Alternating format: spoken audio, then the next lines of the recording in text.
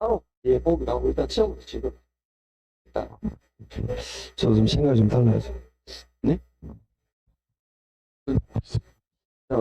따로 이야기해 보셔야겠습니다. 일단은 네, 인사해서 반갑습니다. 네. 이제 처음부터 이제 문제집을 그러니까 우리는 어떻게 할 거냐면은 요약집하고 그 다음에 우리가 써야 되는 게 예상 문제집도 있어야 되겠죠. 기출 문제집은 간단하게 이게 확인만 딱 하고 넘어갈 겁니다. 그래서 지금은 요약집이지만 지금은 예상 문제집을 먼저 위주로 할 거예요. 그래서 요거 보시면 됩니다. 필요하면 그때그때 제가 요약집 밑에 낀가 놨다가 사투리했었네. 낀가 놨다가 그때그때 필요하면 뽑아서 쓰시면 됩니다. 자, 보도록 하시고 자, 우리가 오늘 몇 페이지 할 차례냐면은 오늘 12쪽이다 그죠? 처음입니다. 즐거운 마음으로 12쪽인데 12쪽에 1번, 2번은 그냥 푸는 겁니다. 알겠죠? 요약지 맞추고 풀어보시면 되는 거고 13쪽을 할 거예요. 13쪽을 하려면 요약집 24쪽을 보셔도 되고 아니면 밑에 보니까 표가 하나 나와 있죠. 요걸 같은 내용입니다. 요걸 보셔도 되는 거예요. 그러면 밑에 표를 보도록 하죠. 밑에 표는 요약 24쪽에 보는데 요게 뭐냐면은 우리나라에는 굉장히 많은 산업이 있어요. 이 산업들을 쭉 분류를 해놨습니다. 그걸 표준 산업입니다. 한국 표준 산업 분류라고 말합니다. 우리하고 관계 있는 게 뭘까요? 부동산업. 부동산업. 그래서 우리하고 관계 있는 게 부동산업이에요. 우리하고 관계 있는 게 부동산업인데 부동산이 어떻게 나누어 주느냐 이런 이야기예요. 이게 은근히 시험에 나옵니다. 그러면 우리가 부동산업을 분류할 때 크게 두 가지래요. 하나는 부동산에 투자를 하겠죠. 그죠? 우리가 투자합니다. 투자하는 방법은 두 가지예요. 우리가 임대 사업자로 등록하거나 아니면 부동산 공급업자로 등록하거나 이렇게 되는 거예요. 즉 어떻게 되느냐? 여러분이 만들어진 부동산을 상가를 사요. 그러면 상가 같은 거 사면은 반드시 임대사업자로 등록이 되고 사업장 등록증이 나옵니다. 그러면 임대사업자가 되고 그렇게 투자하는 거예요. 임대업. 그 다음에 공급은 뭐냐면은 여러분이 부동산을 개발해서 분양을 하는 거예요. 그렇게 공급은 좀 규모가 크다 그죠? 그렇게 하면 공급업이 되는 거예요. 개발 공급업이 되는데 그래서 우리가 부동산에 투자하는 방법은 임대사업자로 등록하거나 아니면 부동산 개발자, 공급자로 등록하거나 투자하는 방법은 두 개밖에 없어요. 그래서 요거는 뭐냐? 부동산에 투자하는 것. 그럼 하나는 뭐냐? 투자를 도와주는 게 있어요. 도와주는 게 어떤 거냐면은 관련 서비스예요. 자, 따라합니다. 임대공급업, 관련 서비스업, 다시 임대공급업, 관련 서비스업. 이렇게 부동산은 크게 두 가지로 나누어집니다. 얘는 3, 4년 한 번씩 시험에 나와요. 이 임대공급은 다시 임대하고 공급으로 나눠요. 그래서 부동산 임대업, 공급업은 개발한 부동산을 공급합니다. 그래서 이렇게 임대하고 공급 이렇게 다시 세분화가 됩니다. 따라할까요? 부동산 임대업, 개발 공급업. 한 번 더 부동산 임대업, 개발 공급업.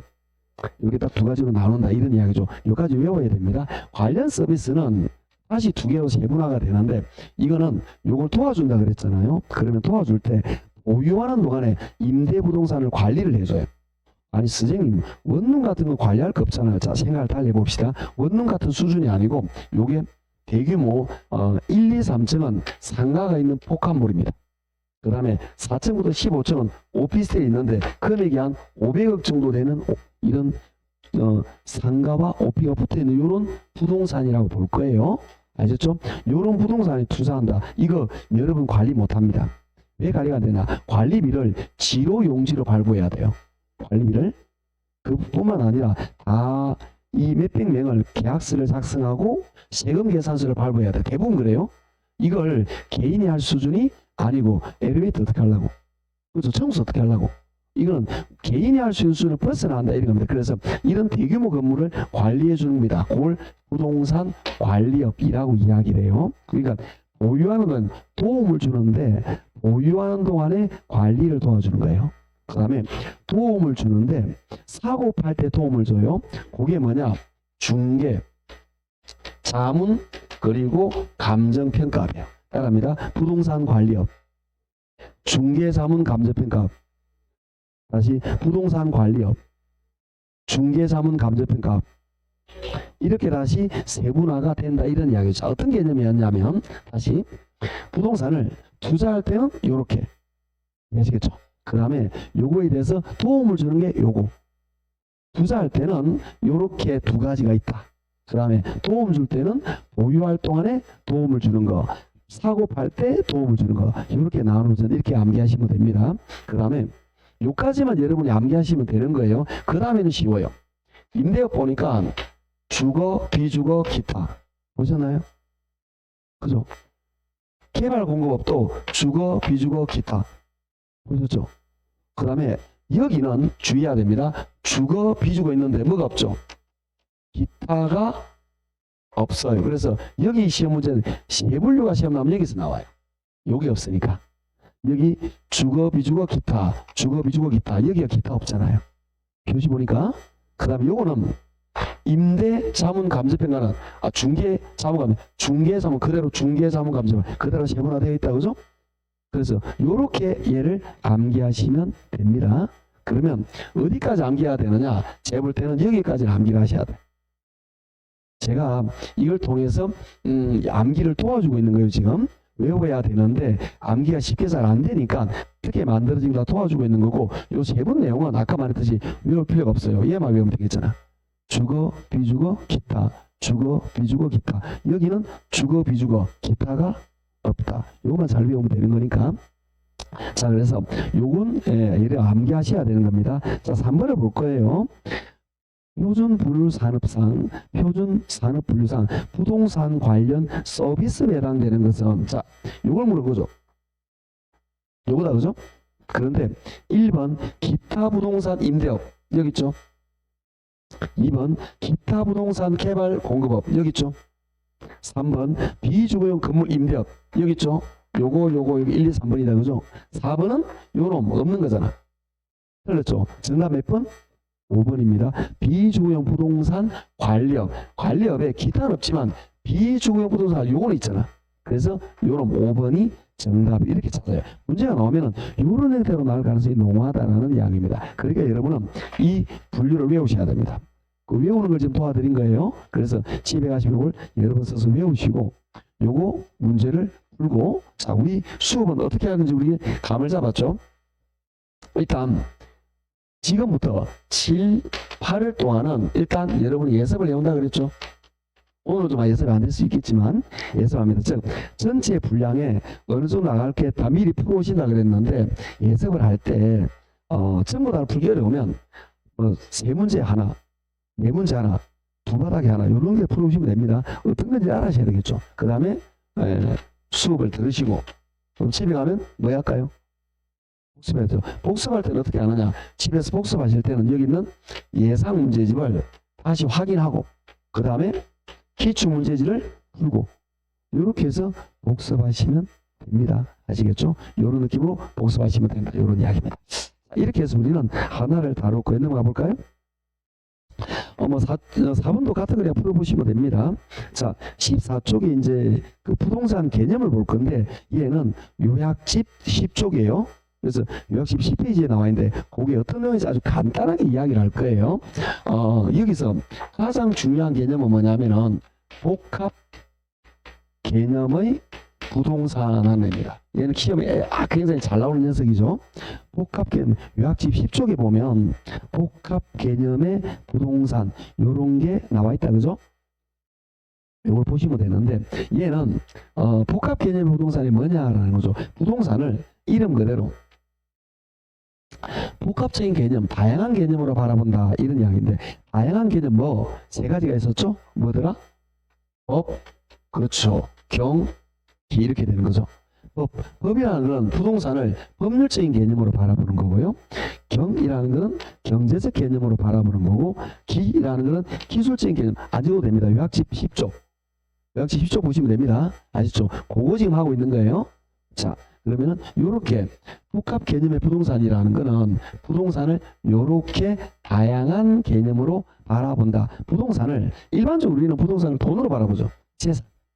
이렇게 많이 바라보는데 부동산을 법적인 관점으로 바라볼 수도 있고 부동산을 돈 같은 경제적 가치로 바라볼 수도 있고 부동산을 있는 모습 그대로 기술 물리적인 모습으로 바라볼 수 있다. 부동산을 다양하게 복합적인 개념으로 바라본다. 요걸 복합 개념의 부동산.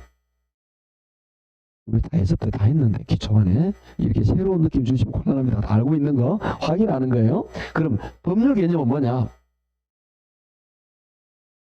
항상 신선하고 이러면 안 되는데 항상 새로우면 안 돼요. 아이고 아는 거 왜 이래 이런 표정을 지어야 되는 게 제가 수업할 때 좋아하는 게 금방지 표정을 좋아해요. 또 한다 이런 표정 굉장히 좋아합니다. 자꾸 그러면 내가 긴장해. 모르는갑다 싶어가지고 긴장합니다. 그러니까 좀 금방지 표정을 좀 저 또 하네 이런 표정 좋아합니다. 여하튼 법률 개념은 법에서 어디까지 부동산을 바라보느냐 요건데 두 가지로 나타납니다. 하나는 좁은 다른 말로 협의라고 말하고 하나는 광의 아이고 한자를 막 섞어서네. 요거는 넓은 또는 광의라는데 좁은은 민법 규정을 말하는 겁니다. 민법 규정에는 토지를 딱 두 가지를 부동산을 딱 두 가지를 부동산으로 봐요.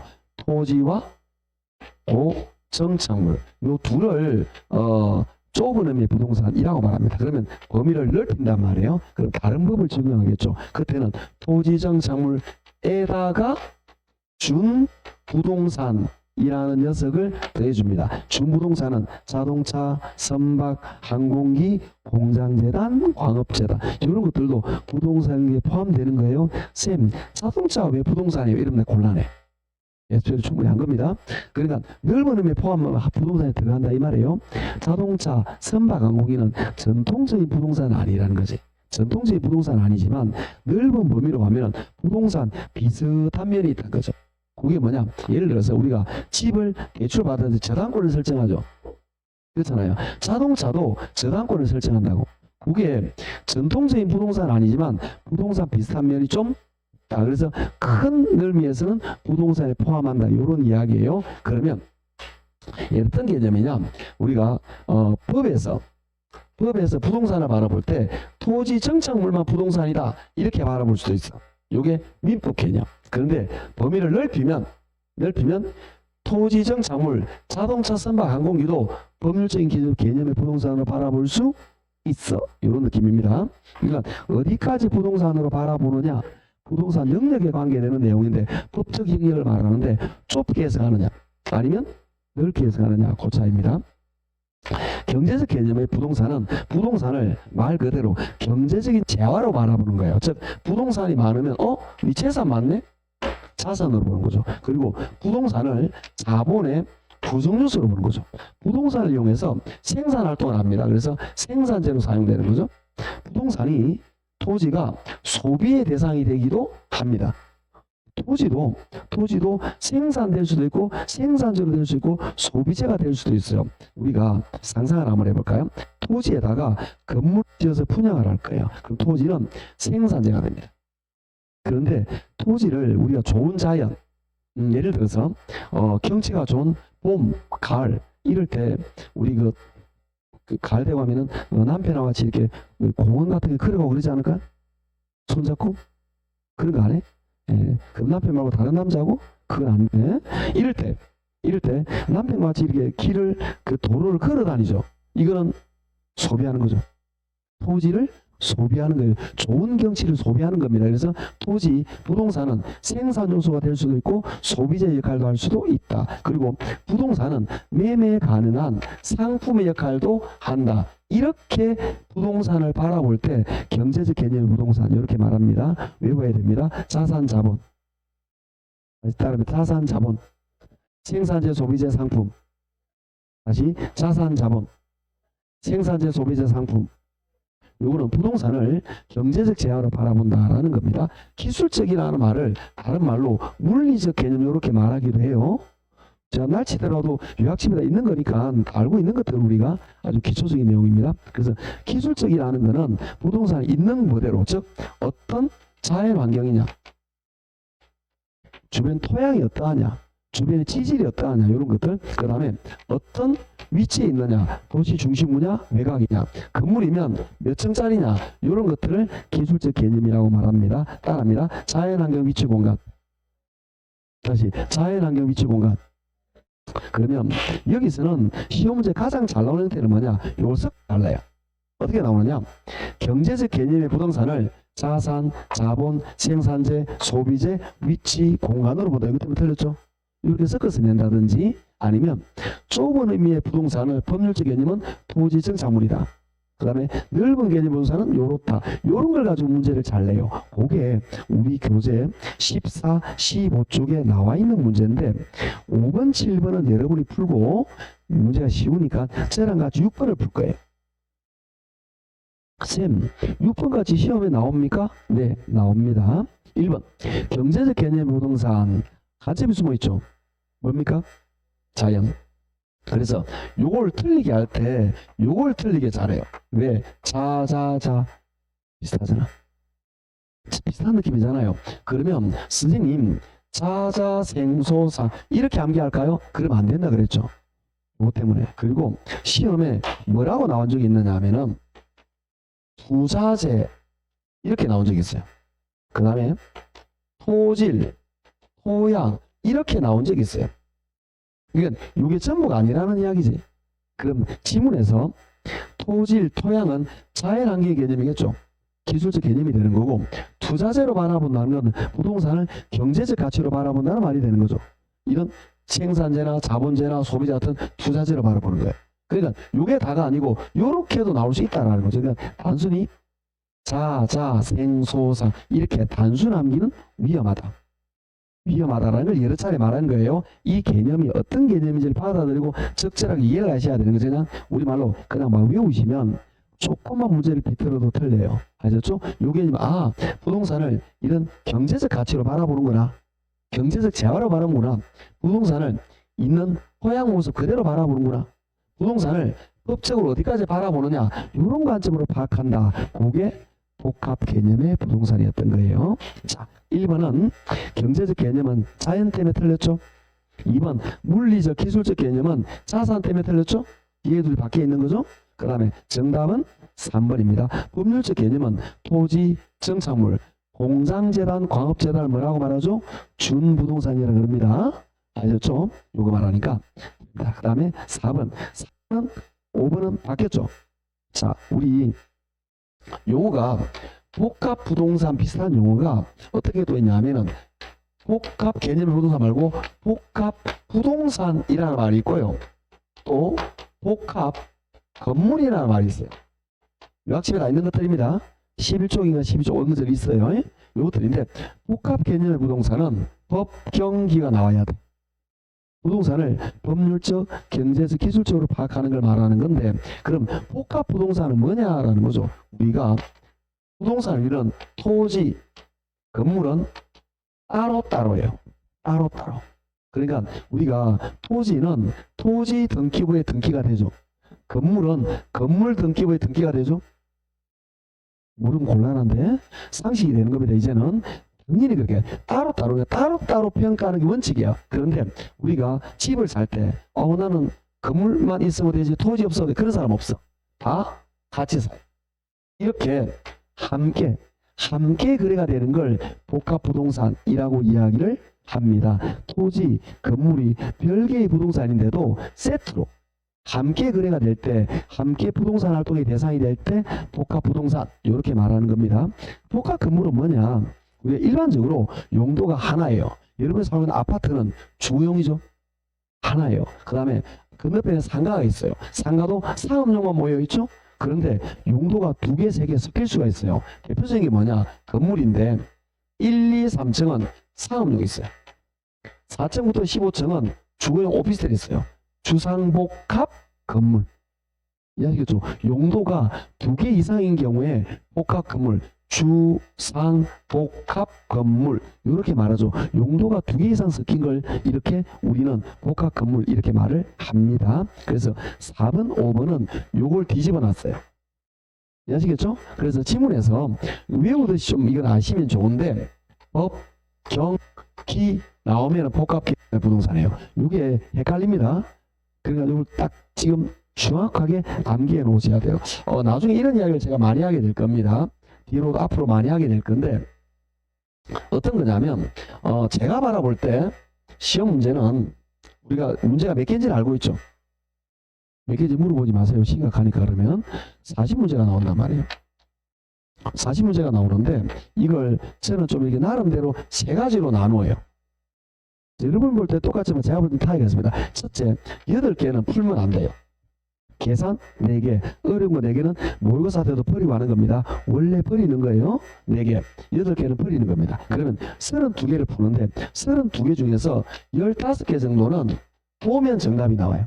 이건 보자마자 답이 보여요. 개로는 그런 게 있어요. 예를 들어 요 바닥 같으면 우리 6번을 풀었는데 6번은 보자마자 정답이 나오는 거예요. 사실은. 선생님 나 어려워요. 네, 공부 양이 작아서 그래. 공부가 좀만 되면 이게 딱 어느 정도 적절하게 잡혀 있잖아요. 그러면 이 우리 풀은 6번이 보면 딱 정답이 나오는 거라. 이런 것들이 10몇 개 있어요. 왜 또 예를 들어 몇 개 드릴까요? 우리 저번 주에 감정평가 있죠? 까먹었구나. 감정평가 할 때 제일 조달은 무슨 시점? 이럴 수가 곤란한데 제일 조달은 무슨 시점? 기준 시점. 이걸 재조달을 신축 시점을 잘 고쳐내요. 이게 보편적 시험 나오는 지문이에요. 이런 것들은 보자마자 정답입니다. 이런 것들은. 이런 것들이 공부량이 부족하면 요게 15개 아니고 5개라. 그런데 공부량이 많아지면 요게 15개, 즉 베이스가 40점이에요. 베이스가. 기본적으로 40점 밑으로, 모의고사 40점 밑으로 나온다라는 거는 심각하다. 이걸 모르고 이걸. 기본적인 개념이 안 되는 거죠. 이게 안 되는 거죠. 즉 6번 같은 걸 틀리면 40점이 들어요. 그러면 기본적으로 50점이 나와요. 일반적으로. 그러면 대부분이 뭐냐, 나머지 한 10몇 정도를 요게 좌우합니다. 10몇 개 정도를. 10몇 개 정도 요거는 뭐냐, 지문이 5개가 있는데 2개는 알겠는데 요거 2개 아리까리해. 요거예요. 그래서 나중에 지금부터 시작해서 점점점 이 시험에 다가올수록 제 수업은 어디에 초점을 맞추느냐, 여기에 초점을 맞춰요. 선생님 요건 안 합니까? 하긴 해. 그런데 이거 설명할 때마다 풀긴 푸는데 뭐라고 됩니다 라고 이야기해요. 이건 수업 시간에 설명은 조금이라도 하겠지만 시험장에서 여러분이 풀 수 없다고 봐요. 무시하거나 그만하는 거 아닙니다. 이거는 왜 못 푸느냐, 시간이 많이 걸려. 그리고 우리 교재를 벗어나는 게 몇 개 있어. 그게 제가 크게 잡은 8개인데 실제로는 서너 개예요. 근데 지금 크게 잡은 거예요? 아니죠. 그래서 우리는 요거는 기본적으로 해야 되는 거고, 요걸 잘 해결하면 점수가 안정적으로 나와요. 우리 수업은 여기 초점 맞춰져요. 그런데 우리 수준이 여기 머무르면 안 됩니다. 이게 기초적인 내용 아시겠죠? 그렇게 다 하셔야 됩니다. 자, 나머지는 여러분이 풀어보실 거고 넘어갑니다. 8번도 보도록 할까요? 8번도 뭐냐? 요거 보면 정답 요겁니다. 8번도 부동산 설명으로 옳은 것을 골라라. 앞에 있죠. 1번 민법상 부동산은 토지 정착물 주문 틀렸죠? 민법상 부동산은 토지 정착물. 이런 거 민법상 정착물 모르면 토지 정착물 모르면 원장님 화냅니다. 화나는 거예요. 아시죠? 당연히 알아야 되는 겁니다. 혼나요. 그래서 이거는 토지 정착물 준부동산은 넓은 의미의 부동산입니다. 그죠? 민법은 좁은 의미의 부동산을 말하는 거죠. 1번은 틀렸습니다. 1번은 토지 정착물 준부동산은 넓은 개념의 부동산, 이렇게 돼야 되는 거죠. 2번 토지는 생산물이면서도 소비재도 가능합니다. 이것도 기출에 나온 지문입니다. 토지는 생산재도 되지만 소비재도 가능하다. 이게 시험에 나온 지문입니다. 3번 좁은 의미의 부동산과 의제 부동산, 준부동산, 요거죠. 요거 좁은 의미의 부동산과 준부동산, 의제 부동산 합하면 뭐가 되죠? 광의, 넓은 범위의 개념의 부동산이 나옵니다. 복합 부동산이 아니고 광의의 부동산, 이렇게 되겠죠. 4번 토지 정착물은 광의의 부동산에 속한 요거 정답입니다. 4번 선생님 넓은 아닌가요? 네. 토지 정착물은 좁은 애도 들어가고 넓은 애도 들어가요. 그러니까 우리가 토지 정착물은 좁은 애도 들어가고 넓은 애도 들어간다, 이런 이야기예요. 이해하시겠죠? 요거는 좁은 애 안 되고 넓은 애만 있는 거지만 얘는 좁은 애도 들어가고 넓은 애도 들어가는 겁니다. 그래서 정답은 4번이에요. 5번 복합 부동산은 구분평가, 복합 건물은 일괄평가 반대로 되어 있습니다. 요거 우리 저번 주에 공부를 했었는데 좀 감을 다시 한번 잡아볼까요? 우리 복습 한번 해보도록 합시다. 이때 따로따로 평가하는 거, 그걸 무슨 평가라 그러죠? 개별평가라고 말하는데, 토지는 무슨 법? 물으면 안 되는데, 공시지가 기준법. 건물은 무슨 법? 원가법. 따로따로 해서 더하는 개별평가가 원칙이지만, 이게 함께 이용되거나 용도상 불가분의 관계에 있을 때는 일괄하여 평가할 수 있다. 이렇게 된 거죠. 됐죠? 그 다음에 이 복합 건물은 하나의 부동산이니까 이건 하나로 평가해야 되겠죠. 그런데 요거와 요거의 가치가 다르죠. 가치가 다른 부분은 구분하여 평가할 수 있다. 이렇게 되는 겁니다. 그래서 이게 반대로 되어 있는 거예요. 물론 오늘 처음 공부하시는 분은 어렵게 느껴질 수도 있습니다. 감정평가를 안 배웠으니까 여기 뒤에 나올 거예요. 참고로 그러니 하고 넘어가시면 됩니다. 이렇게 해서 우리는 이 복합 개념의 부동산을 배웠는데, 이 복합 개념의 부동산에서 가장 시험에 잘 나오는 건 요거 정착물입니다. 그래서 이쪽에 정착물만 따로 떼내서 볼 거예요. 마찬가지 얘도 요약집에 있습니다. 정착물에 관한 게 요약집 10쪽에 있나요? 어떤 쌤들은 이걸 다 페이지를 외우던데 10쪽에 있네요. 제가 페이지를 잘 못 외워요. 제가 숫자가 약합니다. 진짜로. 페이지도 숫자 잘 못 외워요. 연도도 잘 못 외우고 그래요. 예. 그 다음에 그래서 10페이지에는 그 밑에 쪽에 있는 그겁니다. 정착물은 정착물을 어떻게 구분하느냐라는 이야기인데, 우리가 토지에 붙어 있는 걸 정착물이라고 말합니다. 요 정착물은 토지에 붙어 있는 걸 말합니다. 토지에 올려졌는데 이게 토지에 항구적, 영구적, 지속적으로 강력하게 붙어 있어요. 그걸 정착물이라고 말합니다. 그런데 일시적으로 잠깐 토지에 붙여놨어요. 가건물 또는 아파트, 모델하우스 이런 것들은 토지에 영원히 붙어 있는 건 아니잖아요. 이런 일시적으로 붙어 있는 건 정착물이 아닙니다. 아셨죠? 토지에 영구적, 항구적으로 그 우리 학원 건물이든 여러분 아파트든 이 아파트는 아파트가 무너지는 그날까지 토지에 붙어 있겠죠? 그래서 뭐가 된다? 정착물 이렇게 되는 겁니다. 그런데 이 정착물은 크게 두 가지로 나눕니다. 토지에 독립적인 거래가 되는 게 있어요. 독립적인 거래가 된다는 것은 토지와 별도 거래가 되는 거예요. 그게 내각이고요. 그 다음에 토지에 종속되는 거래가 또 네 부분이에요. 그러면 토지에 대부분의 종속 거래가 대부분인데 독립 거래가 되는 게 딱 네 가지예요. 이걸 외우셔야 됩니다. 자, 따라할까요? 첫째, 건물. 따라합니다. 건물. 명인반물을 갖춘 수목. 따라합니다. 명인반물을 갖춘 수목. 임목. 농작물. 이 네 가지입니다. 외우셔야 됩니다. 다시 건물. 명인반물을 갖춘 수목. 임목. 농작물, 다시 건물, 명인반물 갖춘 수목. 이게 명인반물 갖춘 수목도 되고 명인반물 갖춘 미분리 가출도 되는 거예요. 그 다음에 임목, 소유권 보존 등기된 나무의 집단. 그 다음에 농작물은 판례에서 권을 이끌을 거 다 됩니다. 요 네 가지는 토지와 별도 거래가 된다. 무슨 뜻이죠? 토지와 별도로 매매 가능하다는 거죠. 무슨 이야기냐? 자, 토지 위에 건물이 있어요. 이때 토지 빼고 건물만 팔 수가 있다. 그거예요. 이해하시겠죠? 그런데 이걸 제외한 나머지 이 네 가지를 제외한 나머지는 전부 다 뭐냐? 종속이라는 말은 토지의 일부로 취급된다 이런 거죠. 우리말로 토지 팔 때 끼워서 파는 거예요. 돈 안 받고 그걸 종속정착물이라고 말합니다. 예를 들면 어떤 느낌이냐? 우리가 산이 하나 있어요. 산에 이렇게 아카시아 나무 있다. 아카시아 나무는 우리가 노력에 의해서 키운 게 아니죠. 아카시아 나무는 경제적 가치도 없고 내가 심은 것도 아니고 그냥 바람에 날려가지고 씨앗이 자라서 자연적으로 자라는 나무죠. 이런 것들을 산에는 토지를 팔잖아요. 요것도 따라가요. 토지 일부로. 그걸 우리는 종속정착물이라고 합니다. 요거 4개를 제외하고 전부 다 종속정착물이 되는 겁니다. 요거 문제를 다루는 게 10번입니다. 10번. 정착물 중에서 토지와 독립적인 것이 아닌 것은, 그러니까 독립적인 것은 아닌 것은 아니까 요걸 말하는 거죠. 그러면 우리 독립정착물 볼게요. 1번 건물 맞죠? 3번 명의말 갖춘 수목 맞죠? 4번 소유권 보존 등기된 임목 요거죠? 4, 5번 권한에 의한 농작물. 그러면 1, 3, 4, 5는 나와 있네. 정답 몇 번? 2번 이렇게 됩니다. 자, 선생님, 미분리 과실은 보존 등기가 되나요? 법원에 등기가 안 됩니다. 미분리 과실은 명인 방법을 갖출 수는 있어요. 그런데 법원에 소유권 보존 등기는 안 돼요.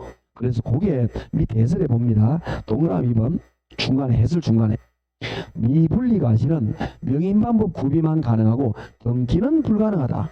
그래서 2번이 틀린 거예요.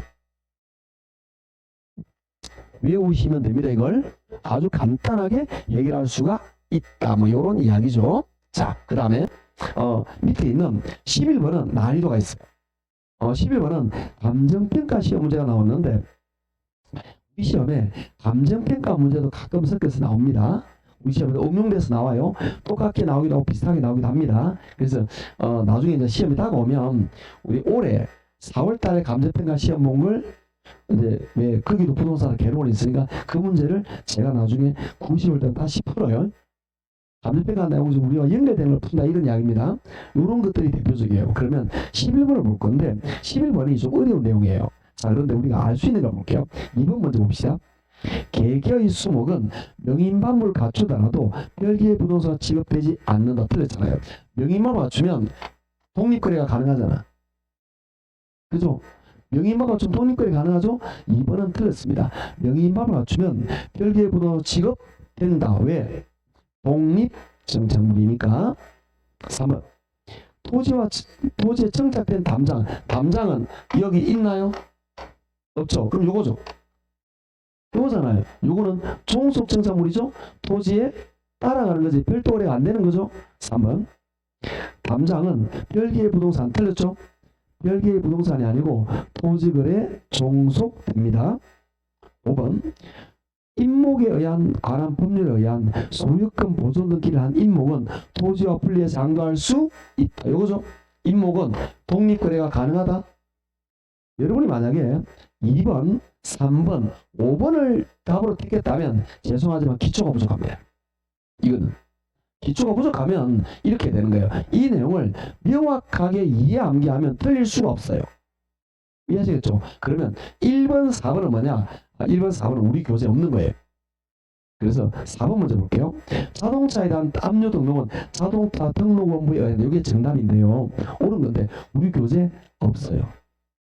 이런 걸 그렇게 중요하냐? 그건 안 해요. 우리가 여러분이 만약에 자동차를 담보로 현대캐피탈에 대출할 수 있어요. 현대캐피탈은 여러분 동의를 받아가지고 여러분 차량에다가 저당권을 설정합니다. 자동차 등록원부에 딱 설정을 합니다. 아시겠죠? 매매할 때 안 돼요. 이것 때문에. 이게 정리된 매매가 되게 만들어 놓습니다. 이해하시겠죠? 그렇게 만들어 놓는데 우리가 일반 생활에서 대출할 수 있지만 이건 잘 몰라요. 정답이 4번이고요. 1번도 보도록 합시다. 신축 중인 건물은 사용승이 완료되기 전에는 토지와 별개의 부동산 지급되지 않는다 돼 있는데 판례는 지급된다는 겁니다. 뭘 보느냐? 예설에 1번 봅니다. 밑줄. 신축 중인 건물이어도 기둥, 지붕, 외벽이 완성되는 순간 우리 공법에서 이게 건물의 구성 요건이죠.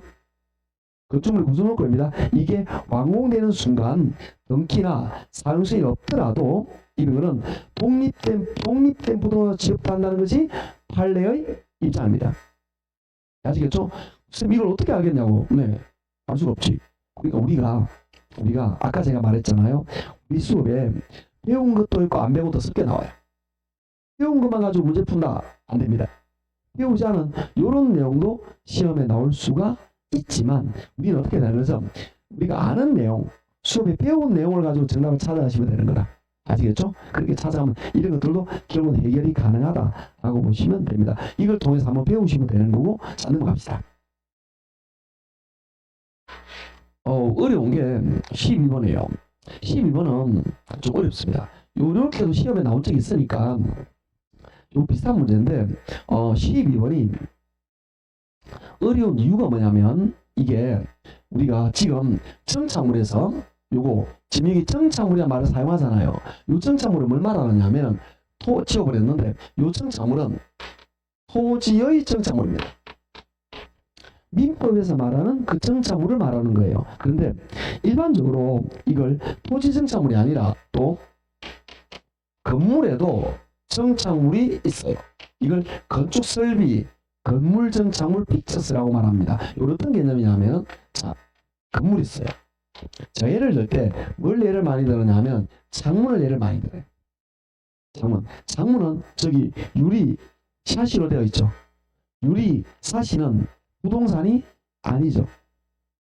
원래는 부동산 아니잖아요. 그뿐만 아니라 건물을 이루는 철근도 원래 부동산은 아니잖아요. 그런데 건물의 구성이 되어 가지고 철근을 분리할 수도 없고, 여기 있는 샷이 유리를 창문을 분리할 수도 없어요. 건물의 일부가 되어버렸어. 이걸 민법의 부합이라고 말합니다. 민법에서 부합이라는 개념은 본디 부동산은 아니지만 부동산에 붙어서 부동산 일부가 되어버렸어요. 즉, 이 창문은 뭐냐? 건물의 일부가 되어버렸다라는 이야기예요. 건물의 일부가 됐다. 이걸 뭐라고 말하냐? 건물 정착물이라고 말합니다. 그런데 어려운 점이 뭐냐? 이게 여기 법률적인 용어에 정착물이라는 말이 나오면 여기는 다른 용어를 쓰면 좋겠죠. 그런데 이걸 해석하면서 정착물을 해석해버렸어. 그러니까 혼용이 되는 거야, 우리가. 그래서 문제를 읽으면서 여러분이 토지 정착물인지 건물 정착물인지 판단을 하셔야 돼. 아셨죠? 자, 그러면 또 여기에서 이런 걸 한번 보도록 할까요? 어떠냐? 우리 매달려 있는 저기 시계 또는 저기 있는 선풍기, 매달리는 선풍기, 요걸 건물의 일부라고 볼 수 있나요? 요거는 건물의 일부 구성 부분이 아니라는 거죠. 그러면 쉽게 말하면 여러분이 그렇게 생각하시면 됩니다. 집을 팔았는데 집 팔았다고 창문 뜯고 팔면 되나요? 창문 뜯고 팔면 되나요? 뜻도 못하지만 그러면 판결을 들어가면 원상복구 해놔야 됩니다. 왜? 건물의 일부거든. 그런데 집을 팔면서 액자, 미술품 이거 떼고 팔아도 되는 거죠? 그럼 건물의 일부가 아니니까 당연한 거예요. 그래서 이거는 정착물이 아니다. 구분하시겠죠? 자, 어려운 건 뭐냐? 토지 정착물이냐 아니면 건물 정착물이냐, 이게 좀 섞여서 헷갈린다라고 보시면 되는데 이 부분을 이해하시면 됩니다. 건물의 일부가 되어버렸다. 어떤 느낌으로 보시면 되느냐 하면은 우리가 임플란트 같은 거 요즘 많이 하잖아요. 나이과 하시면 임플란트도 많이 하고, 또 어떤 경우에는 이 교통사고 나신 분은 요 안에 뭐 이렇게 다른 게 심어져 있는 경우도 인공뼈가 심어질 수도 있었어요. 이게 원래 내 몸 일부는 아니잖아. 임플란트 원래 내 몸 일부는 아니잖아. 근데 분리할 수도 없고 이미 내 몸 일부가 돼버렸죠. 임플란트 떼면 밥을 못 먹잖아. 그렇잖아요. 밥 못 먹어요. 이거 떼면 인공관절 떼면 그러지도 못하잖아. 내 몸 이게 요거라. 이게. 그런데 여러분이 무엇을 위해서 목걸이를 하고 있어? 제일 보기 싫은 거 뭐부터 가면 금목걸이 하시는 남자분들, 우리 아들놈이 그러고 있어요. 돌아버리겠습니다. 우리 아들놈이 금목걸이를 하고 있더라고. 참 아깝합니다. 참 하지마라 해도 보기 싫다 해도 하여튼 그렇습니다. 그런 거 이거 그 맨몸 일부 맞네. 그렇더라도 완전히 몸에 붙어 있는 건 아니잖아요. 분리시켜야 되잖아. 그게 그렇게 하시면 됩니다. 자, 12분 보도록 합시다. 틀린 것은 보는데요. 매도 매수에서 애매한 거는 건물의 일부로 봅니다. 그러면 매도인에게 넘어가는 거예요. 여러분이 집을 팔았어. 그런데 이게 건물의 일부인지 아닌지 애매한 게 있잖아요. 그러면 건물의 일부로 본다고. 건물의 일부로 보니까 매수자에게 넘어가겠죠. 집을 사는 사람이 넘어가겠죠. 그래서 정착물은 매수자물로 지급되며 말이에요. 그러면 매도자가 지급된다라는 거는 요거 시계, 선풍기, 액자, 요거는 물건을 파는 사람이 떼가도 되잖아. 왜 건물의 일부가 아니니까 이렇게 보시면 됩니다. 2번 설치 의도에 따라서 건물에 영원히 붙어있을 창문, 정착물이죠. 영구적 정착물입니다. 그런데 일시적 잠깐 붙여놓은 시계, 건물의 일부가 아니죠. 정착물이 아닙니다. 3번 되어갈 것으로 합의한 출입문은 정착물이 아니에요. 이게 제가 예전에 뭘 예를 들었느냐면은 비데를 예를 들었어요. 이게 사람이 참 문명이가 무섭다는 게 어느 날 비데를 쓰니까 없으면 불편해. 그렇잖아요? 비대 없으면 정말 좀 뭔가 좀 그래. 아니, 좀 그래. 하여튼 그런데 이때 여러분이 이 집이 있어요. 집을 팔았어요. 그러면 안에 있는 변기 떼 못해 안 돼? 원상복구 해야 됩니다. 그런데 계약서 뒷면에다가 이 변기를 나는 너무나 사랑한다. 이 변기를 떼고 팔겠다라고 뒤에 특약을 붙여요. 그럼 이게 효력이 있습니다. 그때는 떼가도 돼요. 이렇게 떼어갈 것을 합의한 출입문은 건물의 일부가 아니죠. 그래서 틀린 거죠. 이해하시겠죠? 그런데 애매한 거는 건물의 일부로 봅니다. 그래서 3번이 틀렸습니다.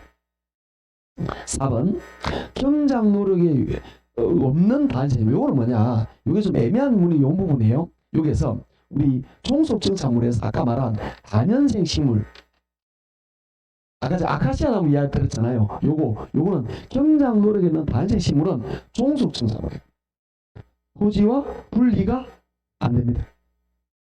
그래서 정착물로 판단합니다. 그런데 경작 수확물은 농작물이에요. 요거는 농민이 가져가는 거예요.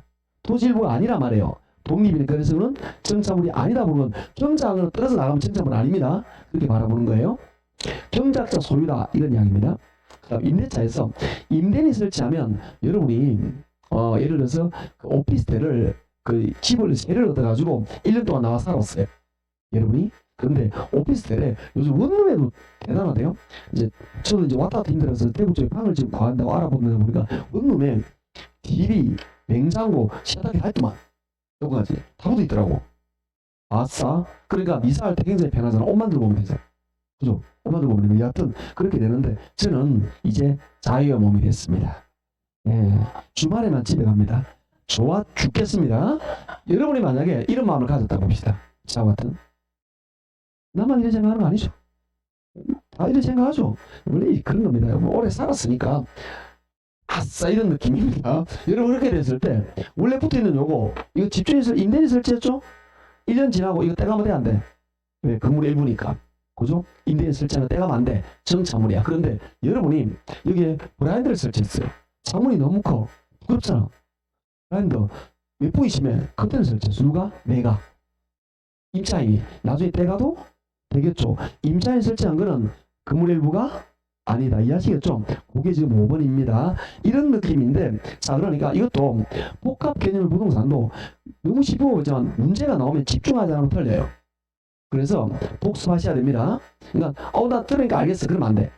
충분히 복습하고, 여기 있는 문제를 충분히 풀고, 지금까지 한 게 뭐죠? 첫 번째 주제, 복합 개념의 부동산. 중요한 겁니다. 요거 했는데, 기출문제지도 풀고, 안 되면 저한테 물어보고 그렇게 하셔야 됩니다. 자, 이제 3절 토지 용어와 주택 용어 이렇게 나와 있는데요. 요거는 어디냐면 요약집 13쪽부터 나와 있는데 요거는 쉽습니다.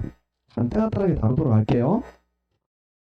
요약집 13쪽에 나와 있는 토지의 용어 이런 것도 쭉인데 그거는 기초가 부족하신 분은 이걸 쭉 보시면 됩니다. 대부분의 문제는 문제를 풀면서 그냥 하겠어요. 저는 13, 14, 15 중에서 13, 14는 여러분이 풀어보시고 선생님 요 내용이 좀 궁금합니다. 해설을 앞에 강의 올려져 있어요. 5월 6월에 5월달에 올려져 있습니다. 그걸 보시면 됩니다. 그때 우리 요까지 어디갔지? 요까지 수업했어요. 하는 게 올려져 있으니까 궁금한 코파트만 이해 안 되면 코파트만 들으시면 되는 거예요. 자, 15번인데요. 13, 14는 여러분이 하시고 15번 왜 풀었냐? 오른쪽 보세요. 몇 회죠? 33회. 전혀 문제죠. 예, 요겁니다. 자, 1번, 5번 이런 공법 문제가 나오기도 합니다. 그렇지만 1번, 5번이 정답이 아니란 말이에요. 1번 환지, 5번 제비지. 이건 공법에 나오는 용어입니다. 그래서 이건 1번, 5번 맞는 거예요. 참고적으로 보시는데 2번, 3번, 4번이 우리 수업에 나오는 용어예요. 이것만 정확하게 알면 답이 나와요. 이것은 난이도가 낮은 거예요. 아시죠? 2번부터 볼게요. 토지와 도로 등 경계 사이의 경사진 부분의 토지를 법지라 한다. 자, 이건 우리 이런 용어 씁니다. 법지라는 말과 품지라는 말이 있죠. 이 둘이 달구를 반대는데 법지는 뭐냐? 인 소유권 인정됩니다. 그런데 활용 이익은 없어요. 빈지는 반대입니다. 법적 소유권 없는데 활용 이익은 높아요. 서로 차고 반대로 있는데 그럼 법지가 뭐냐 말이에요. 법지는 우리가 대부분 경사면의 토지를 말합니다. 경사면 토지에서 요 토지 소유자가 A, 요 토지가 B라 볼게요. 우리나라에서는 등기법에서 지적에서 이 경사면 토지는 하단 기점으로 측량을 합니다. 이렇게 측량한다는 거죠. 그러면 요 부분은 A 소유가 되는 거예요. 그러면 법적으로 요 부분이 이 부분이 법지예요. 경사면 토지. 이 법지는 A 소유죠. 법적으로. A의 지적도면에 요게 드러나 있어요. 그런데 요 부분을 A가 사용할 수가 있을까? 경사가 있는데. 그 우리나라에는 공법에서 경사가 어느 정도 되면은 옹벽, 방벽을 설치하라고 그랬어. 아무도 못해. 그냥 방벽을 설치하되 왜 무너지는 걸 막기 위해서. 그래서 이거는 내 땅은 맞지만 쓸 데가 없어요. 이걸 우리는 법지라고 합니다. 자, 이런 경우도 있을 수 있습니다. 자, 이게 도로가 있어요. 차가 다니는 도로. 아시겠죠? 그 다음에 도로가 있는데 내 땅이 여기가 또 차도고 요만큼 인도라고 볼게요. 인도가 그런데 굉장히 협소해요. 이렇게 요게 차도고 인도입니다. 내 땅이 요만큼이에요. 예를 들어서 그러면 요만큼이 전부 다 내 땅이니까 내 마음대로 써도 되는데 문제는 뭐냐면 우리나라 도로교통법이나 건축법에서 도로와의 거리를 정한 규정이 있을 거예요. 그겠죠? 도로와의 거리에서 아니면 왜냐하면 집에 바로 도로가 있으면 차도가 있으면 애들 뛰어나오다가 그러니까 분명히 요 거리 제한이 있을 거란 말이에요. 그래서 법적으로 요만큼은 건축을 못하게 만들어놨어. 왜? 차도와의 관계 때문에. 그러면 요거는 내 땅은 맞죠? 근데 내 땅이지만 건물을 지을 수가 없어요. 이게 법지라. 활용 시익은 없다. 이런 거. 요걸 법지라고 하면 즉 법적 소유권 인정되지만 활용 시익이 없는 토지를 법지라고 말한다. 빈지는 뭐냐라는 거죠. 빈지는 요렇게 바닷가 빈자가 바닷가 빈자예요. 바닷가 토지라는 이야기인데요. 자, 여기까지 만약에 법원에 등기가 되어 있습니다. 그런데 우리나라에서는 여기 등기면 여기부터 나머지 바다 이렇게 안 해요. 왜 그렇게 하느냐 하면은 어떤 부분은 바다 육지가 왔다리 갔다 할 때도 있어. 딱 선을 짜가지고 여기는 바다, 여기는 땅 이렇게 못해요. 왜? 바닷물 넘칠 때도 있으니까. 이해하시겠죠? 그러다 보니까 바닷물이 작게 많이 들어요. 요 부분 갯벌이에요. 요걸 말하는 건 아닙니다. 바닷물이 가장 많이 드는 게 요게 만조수유선이에요. 여기부터 요만큼은 바닷물은 잘 안 들어오지만 등기는 여기부터 법적으로 인정을 해줘요. 그런 말 다시 말하지만 딱 잘라서 여기부터 끼기 못한다 그랬잖아요. 좀 간격을 둡니다. 이걸 우리 바닷가 토지 대부분 모래사장이 돼 있어요. 여기에 아시겠죠? 요게 요 부분을 뭐라고 말하냐? 빈지라고 말합니다. 바닷가 토지 요거는 내 소유권은 아니잖아. 그렇지만 내가 요걸 내 마음대로 쓸 수 있어. 왜? 내 집이 여기 있어. 요게 하려면 내 집 통에 들어가야 되겠죠? 나는 요걸 내 앞마당에 쓰는 거야. 내가 업으면 생선을 말린다든지 가능합니다. 그래서 법적 소유권 없어요. 듣기 안 되니까. 그렇지만 활용시익은 높다. 예를 들어서 요게 또 경치가 좋은 데면 파라솔 판매하는 것도 가능해요. 내가 그런 것들을 가능한 지역이다. 요게 빈지라고 보시면 됩니다. 자, 2번. 토지와 도로 등 경계 사이에 경사진 부분의 토지를 법지라 한다. 맞죠? 3번 고압선알의 토지를 뭐라 그러죠? 선화지 맞죠? 5번 4번 소유권 인정되지 않은 바다 육지 사이의 토지를 뭐라 그러죠? 빈지. 보락지는 뭐냐? 락 떨어져 나갔어요. 그러니까 보락지는 이렇게 보통 이렇게 우리 어릴 때 침식이 되잖아. 이렇게 바다면 여기 때리면 요 부분은 바다로 점점 변형을 하천으로 변형하는 수 있겠죠. 육지였지만 농경지였지만 하천으로 떨어져 나간 떨어져 나간 토지 그걸 보락지라고 말합니다. 이 보락지 이거 틀린 거죠? 그럼 보락지는 다시 물이 없어지고 복원이 되더라도 다시 떨어질 염려가 있기 때문에 다시 복원을 안 해줘. 하천으로 본다 이 말이에요. 한번 떨어져 나간 거는 그렇게 봅니다. 자, 이렇게 해서 가벼운 작년 문제도 쉬웠구나 라고 아시면 됩니다. 넘어갈게요. 자, 문제가 되는 게 16번입니다. 16번은 자, 풀지 않아야 되는 문제에 해당됩니다.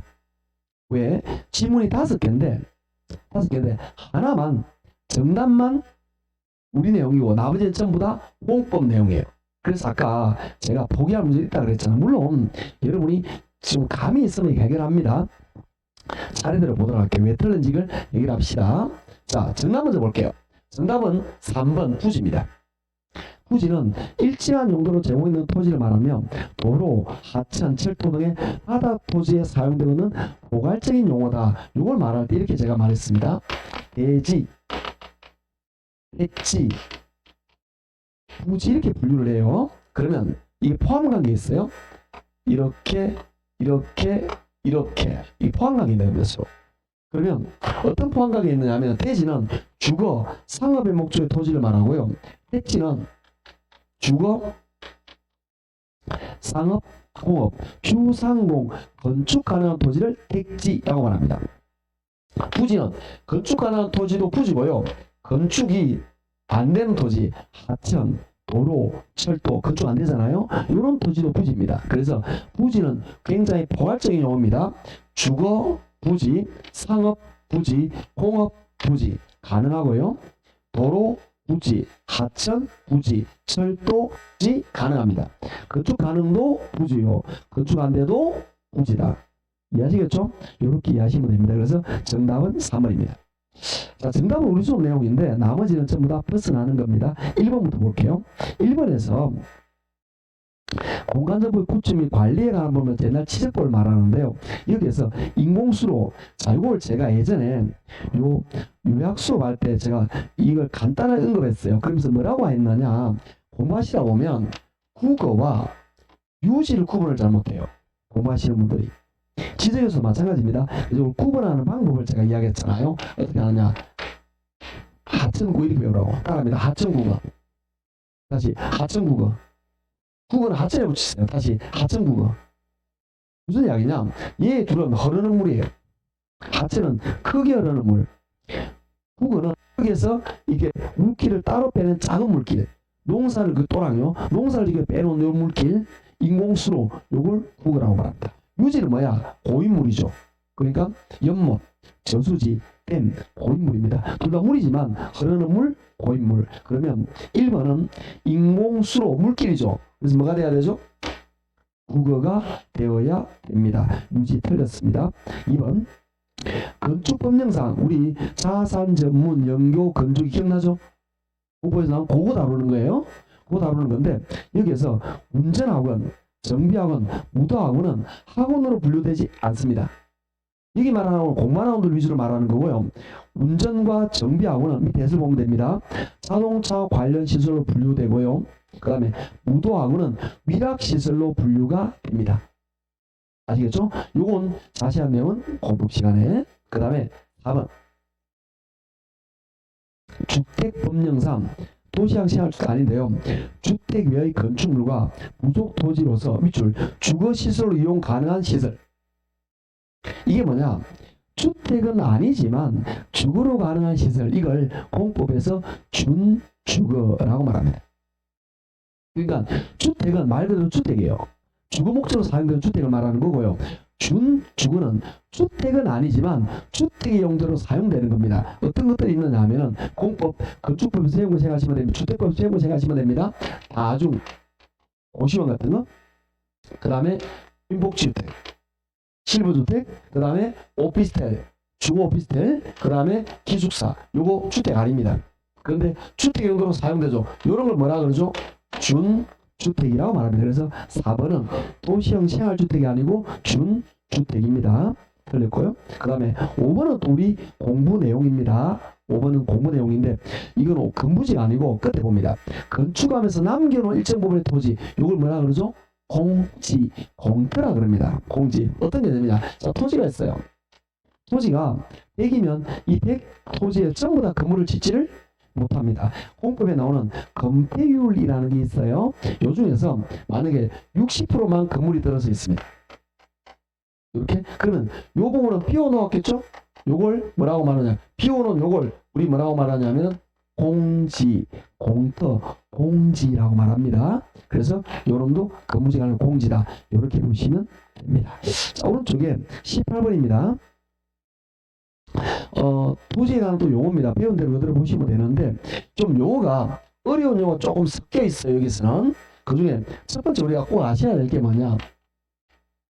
필지라는 개념과 획지라는 개념도 은근히 좀 잘 나와요. 그리고 필지는 뭐냐? 얘는 법적인 개념이에요. 그 다음에 획지는 뭐냐? 얘는 경제적인 개념을 말합니다. 좀 용어가 복잡한데, 자, 18번 보도록 할게요. 용도상 불가분의 관계에 있는 두 필지상의 토지를, 일단의 토지를 일단지라고 말합니다. 이거 들렸죠? 그럼 쌤, 획지는 뭔데요? 획지는 가격 수준이 비슷한 일단의 토지를 획지라고 합니다. 다시. 그러니까 두 필지상에 일단의 토지를 일단지라 그러고요.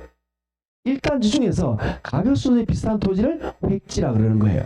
그래서 획지의 정확한 용어는 가격 수준이 비슷한 일단의 토지 이렇게 됩니다. 어렵다 그죠? 1번 틀렸습니다. 2번 부동산 등기법상 용어로 하나의 집을 갖는 토지의 면적단을 필지라 한다. 필지는 법적 용어로 맞지만 필지는 법적 등기 등록 단위입니다. 면적 단위는 제곱미터죠. 제곱미터죠.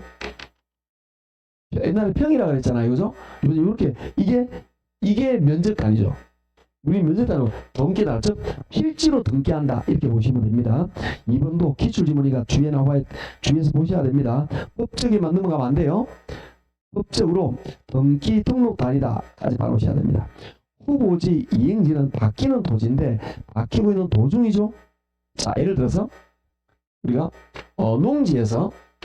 농지에서 택지로 바뀌고 있어요. 이걸 우리 뭐라고 말하느냐? 택지 후보지라고 말하죠. 근데 택지로 완전히 바뀌었어. 그럼 뭐가 되는 거죠? 택지 이렇게 됩니다. 바뀌고 있는 도중일 때 택지 후보지라고 말하죠. 그래서 3번 끝에 전환이 이루어진 후에 들었습니다. 전환이 이루고 있는 도중의 토지 이렇게 말해야 됩니다. 4번 건부지라고 나오는데 이건 건부지는 뭐냐? 건물이 있는 토지를 말합니다.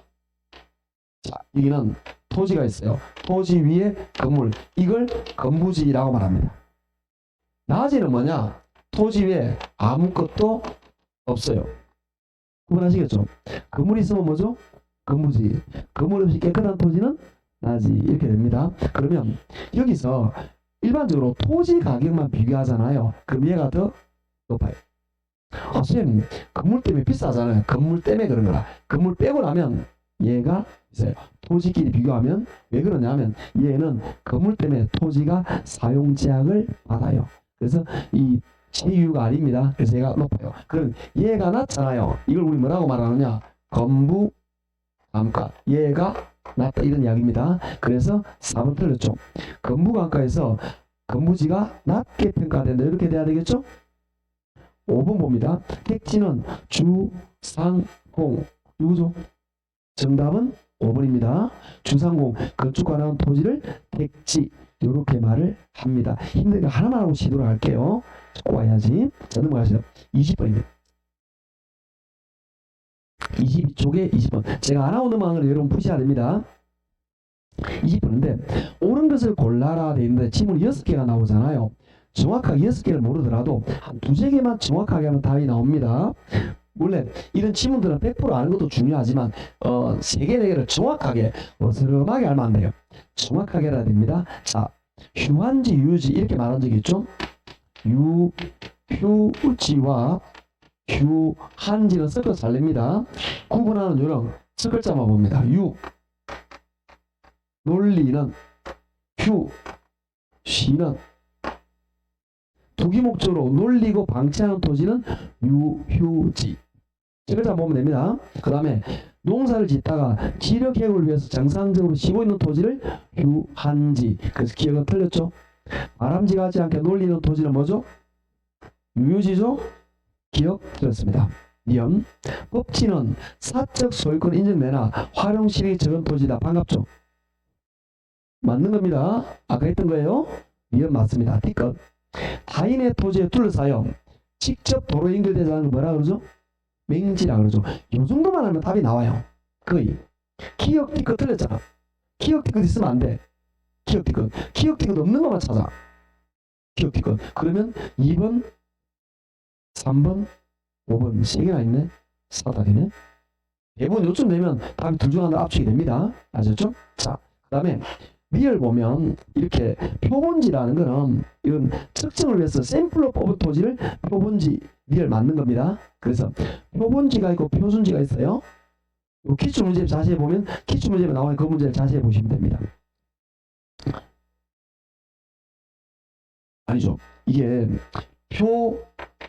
여기서는 원래 시험에는 표준지를 표본지로 틀리게 만들었어요. 근데 표준지라는 거는 뭐냐면은 여러 토지 중에서 가장 대표적인 토지로 뽑아 놓은 거예요. 가장 중요한 건 대표성 있는 토지가 되는 거예요. 대표성. 이 지역에 토지가 많잖아요. 근데 이상하게 생긴 거 말고 가장 정상적이고 보편적이고 대표적인 토지를 표준지로 지정해서 요거 100개 중에 하나를 표준지로 공시합니다. 표준지 공시니까. 그런데 표본지는 표본 샘플을 뽑는 거예요. 그래서 이거 지문 보시면 조사를 위해서 지가 변동을 측정하기 위해서 선정한 샘플 같은 표지, 필지, 요거는 표본지가 되는 겁니다. 아시겠죠? 지가 변동을 표준지에 지가 변동을 나타내는 건 아닙니다. 부동산 가격 공시를 위해서 나오는 거니까. 자, 그래서 리얼은 맞는 거고요. 그 다음에 미연 볼까요? 하천으로 변하는 토지 뭐죠? 보락지. 틀렸죠? 그 다음에 피업은 뭐가 틀렸죠? 다가오고 틀렸습니다. 다 세대돼야 되겠죠? 요거는 좀 이따가 쉬었다가 우리 밑에 있는 주택 할 때 다시 말하면서 요 보도록 하겠습니다. 좀 쉬었다가 뒤에 보도록 할게요.